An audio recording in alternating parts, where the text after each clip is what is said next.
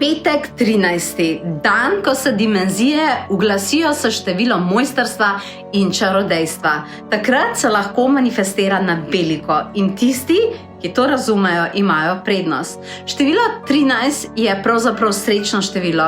Je koda višje zavesti, koda preobrazbe dušne moči in dostopa do višjih svetov.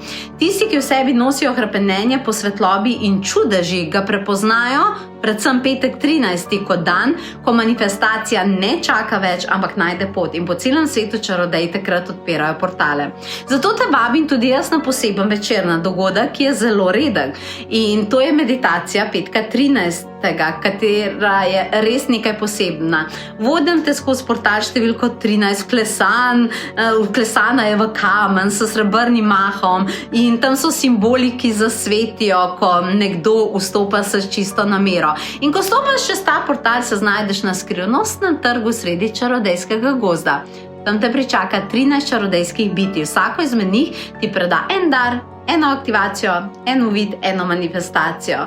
In to je meditacija, ki bo dvignila stara bremena, dih bo postal lažje, prejmeš jasnost, nobene zmede več ne bo in dobiš jasne vizije, kam greš, kaj hočeš in to tudi kreiraš. In tudi tvoje tretje oko se na tako noč odpre za kanaliziranje, za čarodejske moči in to je nekakšen tak, jasen ukaz, katerega pošleš v svojo prihodnost. In so bitja, ki te tukaj res lahko podprejo in želijo sodelovati s tabo.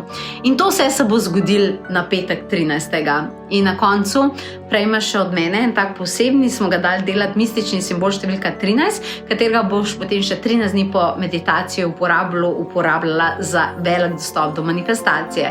In če je to tisto, kar te kliče in si želiš, kar verjamem, da te, potem si poglej na potovanjeduše.si, kajti tam se zdaj začne tvoja odločitev in tvoja čarovnija.